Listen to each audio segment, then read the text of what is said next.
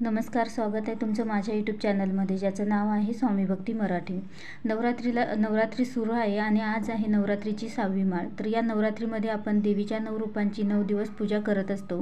आपल्या कुलस्वामिनीची आणि माता लक्ष्मीच्या जास्तीत जास्त सेवा आपल्याला या 9 दिवसांमध्ये करायच्या असतात, कारण या 9 दिवस देवी तत्व हे खूप जास्त प्रमाणामध्ये जागृत असतं आणि त्यामुळेच या 9 दिवसामध्ये आपल्याला त्यांना प्रसन्न करून घेण्यासाठी त्यांच्या जास्तीत जास्त सेवा उपासना आपल्याला करायची असते।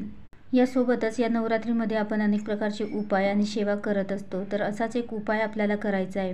तर दुर्गाष्टमीच्या दिवशी आपल्याला देवीला एक फळ अर्पण करायचं आहे।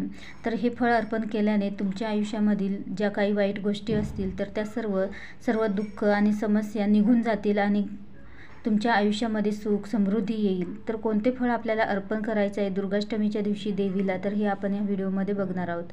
तर व्हिडिओ स्किप न करता संपूर्ण बघा आणि जे कोणी नवीन असेल या चॅनलवरती तर सबस्क्राईब करा। तर बघा, दर महिन्याला दुर्गाष्टमी ही येत असते आणि खूप महत्त्वाची ही तिथी असते। देवीसाठी अत्यंत महत्त्वाची ही तिथी असते आणि त्यातल्या त्यात नवरात्रीमधली ही तिथी आहे आणि त्यामुळे सर्वात प्रभावी ही तिथी आहे। तर या दिवशी देवीने महिषासुराचा वध केला होता आणि म्हणूनच या दिवशी भरपूर सेवा केल्या जातात, हवन केले जाते। तर आपल्याला या दिवशी दुर्गाष्टमीच्या दिवशी कोहळा हे फळ आपल्याला देवीला अर्पण करायचं आहे।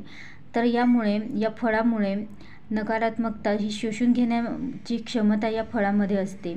तर हा आपल्याला मुख्य दरवाजा, जो आपल्या घराचा मुख्य दरवाजा आहे, तर त्याच्यावरती आपल्याला हा कोहळा लावायचा असतो। तर यामुळे आपल्या घरामध्ये येणारे जे काही व्यक्ती असतील त्यांच्या मनामध्ये जी काही वाईट शक्ती, वाईट बाधा किंवा नजरदोष जे काही असेल तर ते घरामध्ये प्रवेश करणार नाही, ते तिथेच नष्ट होईल। त्यासाठीच आपल्याला हा कोहळा आपल्या मुख्य दरवाजाच्या वरती आपल्याला बांधायचा आहे। तर त्या व्यक्तींच्या मनामध्ये जे काही नजरदोष किंवा ज्या काही वाईट गोष्टी असतील तर त्यापासून संरक्षण होण्यासाठी आपल्याला हा कोहळा लावायचा आहे। तर आपल्या घरातील व्यक्तींवर कोणाचीही वाईट दृष्टी पडू नये यासाठी हा कोहळा आपल्याला लावायचा आहे। तसेच व्यवसायाच्या ठिकाणी देखील हा कोहळा लावला जातो। तर या दिवशी आपल्याला हा कोहळा घरी आणायचा आहे आणि त्यानंतर तो स्वच्छ धुवायचा आहे। त्यानंतर तो एका लाल कपड्यामध्ये बांधायचा आहे, त्याला हळद कुंकू अक्षता अर्पण करायचे आहे आणि त्यानंतर तो आपल्याला आपल्या देवघरासमोर आपल्याला थोड्या वेळ ठेवायचा आहे आणि त्यानंतर तो आपल्या मुख्य दरवाजाच्या वरती आपल्याला बांधायचा आहे। आणि त्यानंतर जेव्हा आपण देवघरामध्ये ठेवतो तर तेव्हा आपल्याला देवीला प्रार्थना करायची आहे की माझ्या घरातील व्यक्तींचं संरक्षण कर, अशी प्रार्थना करायची आहे। आणि यासोबतच हा कोहळा तुम्ही अमावास्याला देखील बांधला जातो। तर तो खराब झाला तर तो तुम्ही बदलायचा आहे आणि परत अमावास्याच्या दिवशी तुम्ही परत हा कोहळा बांधू शकता। तर तो याचप्रमाणे आपल्याला बांधायचा आहे। आणल्यानंतर स्वच्छ करायचा आहे, तिची पूजा करायची आहे आणि त्यानंतर आपल्याला हा कोहळा बांधायचा आहे। तर कोणत्याही तुम्ही ज्या ठिकाणी देवपूजेचं साहित्य भेटतं तर त्या ठिकाणी तुम्हाला हा कोहळा मिळून जाईल। त्यानंतर आपल्याला हा कोहळा दुर्गाष्टमीच्या दिवशी आपल्या घरी आणायचा आहे आणि तो स्वच्छ धुवून घ्यायचा आहे। तर बघा, मुख्य दरवाजाच्या वरती आपण जर हा कोहळा बांधला तर घरातील व्यक्तींचा जो काही रागीटपणा असेल, चिडचिडपणा असेल तर तो सर्व नष्ट होतो, तो सर्व कमी होतो। त्यासोबतच आपल्याला देवीला प्रार्थना करायची आहे की माझ्या घरातील लोकांना वाईट गुण किंवा अवगुण असतील तर त्यांचा नाश कर आणि वाईट गोष्टी बाहेर जाऊ देत, अशी प्रार्थना आपल्याला करायची आहे। तर दुर्गाष्टमीच्या दिवशी आपल्याला हा कोहळा आपल्याला आणायचा आहे, आपल्या घरी आणायचा आहे आणि त्यानंतर कोहळा आपल्याला अर्धा कापायचा आहे। अर्धा कापल्यानंतर त्याच्यावरती हळद कुंकू अक्षता अर्पण करायची आहे आणि तो तसाच दिवसभर आपल्याला देवीसमोर ठेवायचा आहे।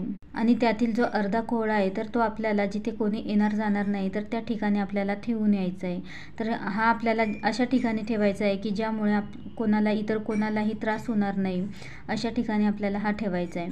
त्यासोबतच तुम्ही हा उपाय कोणीही करू शकतं, महिला पुरुष कोणीही करू शकतं। आणि त्यासोबतच जो अर्धा कोहळा आहे तर तो आपल्याला देवघरासमोर ठेवायचा आहे आणि तो नवमीच्या दिवशी आपण दुर्गाष्टमीच्या दिवशी हा उपाय करणार आहे। तर अर्धा कोहळा आपल्याला अष्टमीच्या दिवशी आपण अर्धा कोहळा देवघरासमोर ठेवलेला आहे, तर तो नवमीच्या दिवशी आपल्याला तो उचलून घ्यायचा आहे आणि तो पण अशा ठिकाणी ठेवायचा जिथे कोणी येणार जाणार नाही, अशा ठिकाणी आपल्याला तो ठेवून यायचा आहे। तिकडनं आल्यानंतर हातपाय धुवून घ्यायचा आहे, स्वच्छ धुवून घ्यायचा आहे आणि त्यानंतर देवघरासमोर बसून नमस्कार करायचा आहे।